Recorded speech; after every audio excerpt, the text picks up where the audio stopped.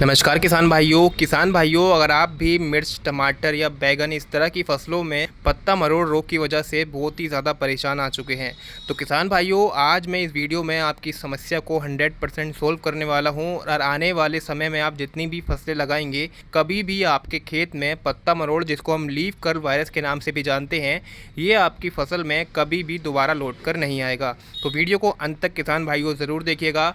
आपको केवल ये 2 दवाइयाँ मैं बता रहा हूँ, जो कि एक ऑर्गेनिक है और एक में है केमिकल।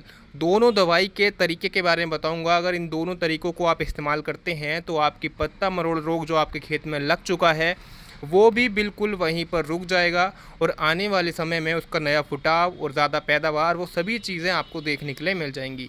तो वीडियो एंड तक किसान भाइयों ज़रूर देखिएगा। अगर आप हमारे चैनल पर पहली बार आ रहे हैं तो हमारे चैनल को सब्सक्राइब ज़रूर कीजिएगा, क्योंकि मैं इस चैनल पर आपकी खेती बाड़ी के फ़ायदों से जुड़ी जो जानकारियाँ हैं वो मैं वीडियो के माध्यम से लेकर आता रहता हूँ। तो चलिए वीडियो शुरू करते हैं और जानते हैं इन दोनों दवाइयों के और तरीके के बारे में। तो चलिए किसान भाइयों, सबसे पहले हम बात करते हैं ये हमारी फसल में जो पत्ता मरोड़ रोग आता है, बनता है, चाहे वो कोई भी फसल हो, मिर्च की हो, टमाटर की हो या बैगन या कोई भी अन्य सब्जी वर्ग की फसल हो, ये जो बनता है ये इसके जो कारण हैं वो क्या कारण होते हैं।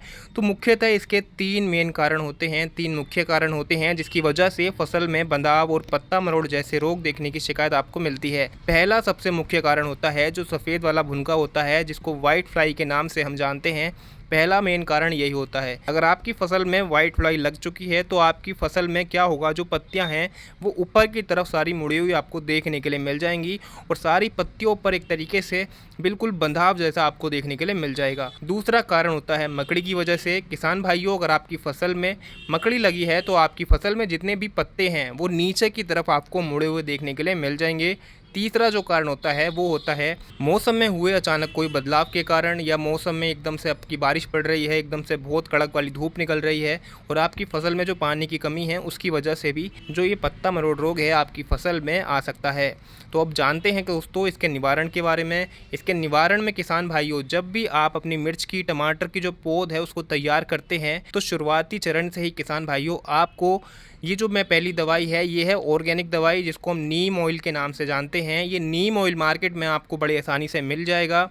मेरे हाथ में जो नीम ऑयल है ये 10,000 ppm वाला है। आपको मार्केट से इसको लेकर आना है और कम से कम ये 100 ml की पैकिंग है। आप इसकी बड़ी पैकिंग मतलब 1 लीटर वाली पैकिंग या आधा लीटर वाली पैकिंग को ख़रीद कर ज़रूर लाएं, क्योंकि ये आपकी फसल में बहुत ही ज़्यादा मदद करने वाला है पत्ता मरोड़ को ना लगने में। किसान भाइयों, तो किसान भाइयों जब भी आप अपनी नर्सरी तैयार करते हैं, टमाटर, मिर्च, किसी भी या कोई भी हमारी सब्जी वर्गीय पौधे हों, उस समय से ही अगर आप 2 ml प्रति लीटर के हिसाब से आप अपनी फसल पर, अपनी पौध पर, उस नर्सरी पर नीम ऑयल का स्प्रे लगातार लगभग 10 दिन के अंतराल में या 15 दिन के अंतराल में अगर नीम ऑयल का स्प्रे करते हैं तो आपकी फसल में 99% चांसेस हैं किसान भाइयों पत्ता मरोड़ रोग बिल्कुल भी नहीं लगेगा और ना ही किसी अन्य रस चूसक कीट की आपकी फसल में शिकायत देखने के लिए मिलेगी।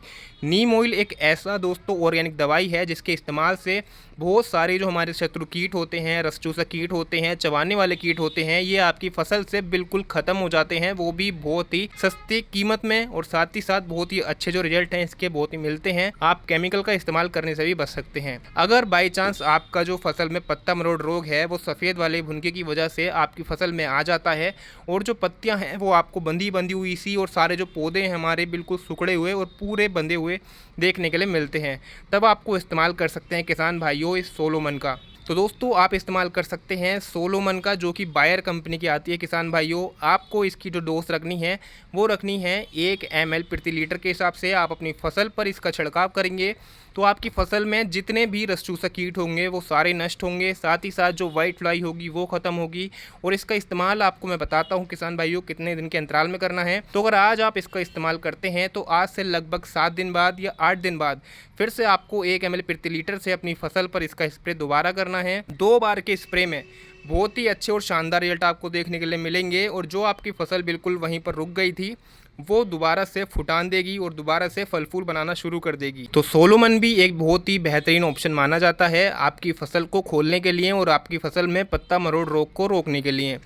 ये दोनों दवाई हैं किसान भाइयों। अगर आप नीम ऑयल का इस्तेमाल शुरुआत से लेकर करते हैं, हर 10 से 15 दिन के अंतराल में 2 ml प्रति लीटर से अगर आप नीम ऑयल का छिड़काव अपनी फसल पर करते हैं तो आने वाले समय में ना तो कोई आपका रस चूसा कीट लगेगा और ना ही कोई चबाने वाला कीट लगेगा, और आपकी फसल में बंधाव आ जाता है, वायरस आ जाता है, ये भी बिल्कुल भी नहीं फैलेगा। किसान भाइयों, वायरस आने के बाद आपकी पूरी फसल रुक जाती है, फल फूल बनाना बंद कर देती है, जिसकी वजह से बहुत ही ज़्यादा आर्थिक नुकसान होता है आपको, और साथ ही साथ पैदावार में तो गिरावट आती ही आती है। तो आप ये तरीका इस्तेमाल कर सकते हैं। अगर जानकारी अच्छी लगी हो या कोई आपका सवाल है तो आप हमसे कमेंट बॉक्स में बोल सकते हैं, और वीडियो को लाइक करके ज़रूर जाइएगा। और अगर आप हमारे चैनल पर पहली बार आ रहे हैं, वीडियो आपने पूरा देखा है तो सब्सक्राइब करना ना भूलिएगा। मिलते हैं ऐसी जानकारी के साथ किसी अगली वीडियो में, तब तक के लिए धन्यवाद।